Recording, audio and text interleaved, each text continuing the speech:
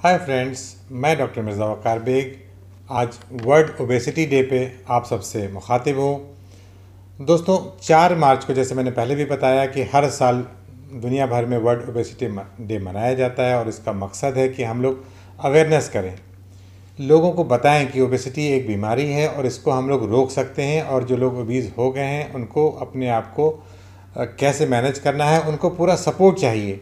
देखिए, कोई आदमी इंडिविजुअल नहीं है। जो इस बार का जो वर्ल्ड ओबेसिटी डे का थीम है वो है कि एवरी बॉडी नीड्स एवरीबडी। यानी कि जो अगर कोई आदमी ओबीज़ है तो उसको हम अकेला नहीं छोड़ेंगे, उसको सपोर्ट की ज़रूरत होती है। हमारे पास एडवोकेसी ग्रुप्स हैं। हमारी जो एकेडमी पीडियाट्रिक्स है, Lucknow academy of paediatrics, adolescent health academy of paediatrics, IMA, ये सारे मिल के हम लोग इस तरह की अवेयरनेस कर रहे हैं कि भाई इस मेनास को रोका जाए। ओबेसिटी बहुत तेज़ी से बढ़ रही है और बच्चों में मैं देख रहा हूँ कि बहुत तेज़ी से आजकल मेरे पास ओबेसिटी के बच्चे आ रहे हैं। 10 साल का बच्चा होता है, पता चला कि वेट 60 किलो हो रहा है, 70 किलो हो रहा है और पेरेंट्स भी अवेयर नहीं है, पेरेंट्स को इनकी फ़िक्र नहीं है। तो इसीलिए हम लोग ने सोचा कि ये वर्ल्ड ओबेसिटी डे जो मना रहे हैं, इसी में 4 मार्च को हम लोग अपनी अवेयरनेस करें।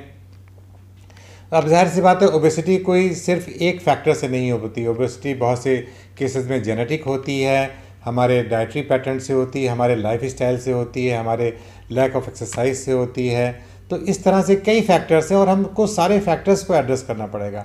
हम ये कह नहीं सकते कि आप सिर्फ चिकना खाएं, कम खाएं या जंक फूड नहीं खाएं तो इससे काम आपका बन जाएगा, ऐसा नहीं है। आई थिंक ओवरऑल हमारा लाइफ स्टाइल चेंज होना चाहिए, एक हेल्थफुलनेस का कंसेप्ट हमारी बॉडी में आना चाहिए और शुरू से हम लोग अपने बच्चों को एक हेल्दी डाइट की अगर आदत डालेंगे तो मैं समझता हूँ कि इस तरह की ओबेसिटी से हम लोग बचाव कर सकेंगे। और ओबेसिटी को अगर हम लोग ने बचा लिया तो मैं समझता हूँ कि हम लोग सारे बीमारियों से, जैसे hypertension, blood pressure, heart stroke, brain stroke, इन सब से अपने बच्चों को बचा सकते हैं। आज का जो मैं टॉपिक बना रहा हूँ, मेनली मैंने जैसे कि पहले आपसे वीडियो में कहा था कि मैं बनाऊंगा कि घी और तेल को लेके जो बहुत बड़ा कन्फ्यूजन है कि कौन सा तेल हम खाएं, घर में किस तरह की कुकिंग होनी चाहिए, किस तरह के तेल हमें अवॉइड करने चाहिए, तो इसी पे आज मैं अपना वीडियो बना रहा हूँ। तो दोस्तों, मुझे जहाँ तक लगता है, जो मेरी अपनी पर्सनल राय है कि जो फूड और जो खाने के आइटम्स को लेके बहुत कन्फ्यूजन रहता है।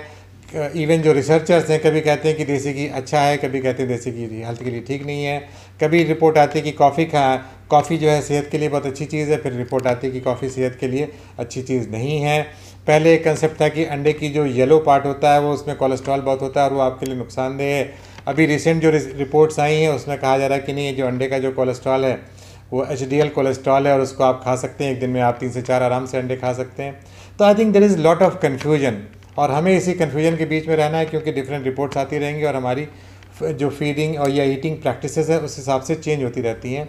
बट बेसिक मूल मंत्र जो अपनी सेहत का है उसको आप समझ लीजिए कि कौन सा घी तेल आप खा सकते हैं और कौन सा घी और तेल आप नहीं खा सकते हैं।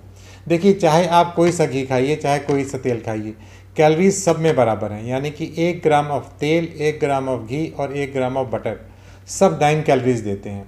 तो अगर आप ये सोच रहे हैं कि ये तो बड़ा हेल्दी ऑयल है, मान लीजिए आप ऑलिव ऑयल खा रहे हो, कह रहे हैं तो ये हेल्दी ऑयल है तो मैं इसको ज़्यादा खा सकता हूँ, नो। जो भी आप तेल खाएंगे उसको आप एक को लिमिटेड क्वांटिटी में आपको यूज़ करना है। आपकी डाइट का 20 to 30% पोर्शन ही सिर्फ फैट से आना चाहिए और ये भी आप अगर फर्दर लिमिट कर सकते हैं तो इसको लिमिट करिए। तो देखिए, 2 चीज़ें समझ लीजिए कि एक होते हैं सैचुरेटेड फैट और एक होते हैं अनसैचुरेटेड फैट्स।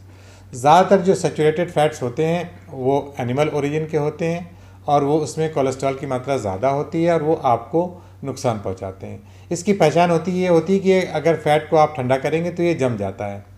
अब इसके अलावा जैसे अब डालडा घी वगैरह बनाया जाता था तो ये वेजिटेबल ऑयल से इसको हाइड्रोजनेट करके बनाया जाता था।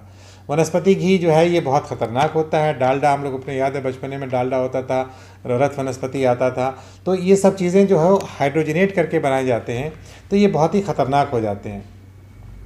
तो सैचुरेटेड जो फैट्स हैं इनका यूज़ बिल्कुल रिकमेंडेड नहीं है। तो जो इवन कोकोनट ऑयल भी आप देखें रखते हैं तो जम जाता है। पहले कोकोनट ऑयल को हेल्दी माना जाता था, बट रिसेंटली जो ऑक्सफोर्ड की स्टडी आई है उसमें कोकोनट को उन्होंने बिल्कुल हेल्दी नहीं बताया है। तो खाने पीने में आप कोकोनट का इस्तेमाल नहीं कर सकते, आप देसी घी का इस्तेमाल कर सकते हैं, मगर ये है कि वो भी जो अच्छी जो नेचुरल काउ के तरीके से बनाया गया है, काउ मिल्क से जो नेचुरल तरीके से निकाला जाता है, मथने के बाद या उसको दही जमाने के बाद आप उस वाले की देसी घी को यूज़ कर सकते हैं। जो प्रोसेस होकर देसी घी बनता है उसमें भी गलतियां पाई गई हैं। इवन जो बड़ी बड़ी ब्रांडेड कंपनीज़ हैं उनके जो देसी घी मार्केट में अवेलेबल हैं वो भी आपकी हेल्थ के लिए ठीक नहीं हैं। तो अब सवाल आता है कि भाई हम खाना घर में पकाएं किस चीज़ से। देखिए, जो मार्केट्स में जो एड्स आते हैं तेल के, सारे एड्स मिसलीडिंग हैं। एक ज़माने में रिफ़ाइंड तेल का बड़ा फैशन आया था कि रिफ़ाइंड तेल ये कोलेस्ट्रॉल फ्री है। तो मैं आपको बता दूं कि सारे जो तेल हैं, सारे ऑयल्स कोलेस्ट्रॉल फ्री होते हैं, क्योंकि तेल में कोलेस्ट्रॉल होता ही नहीं है। जितने भी वेजिटेबल्स ऑयल मार्केट में अवेलेबल हैं they are all cholesterol free, but वो सब फुल ऑफ ट्राइग्लिसराइड्स हैं।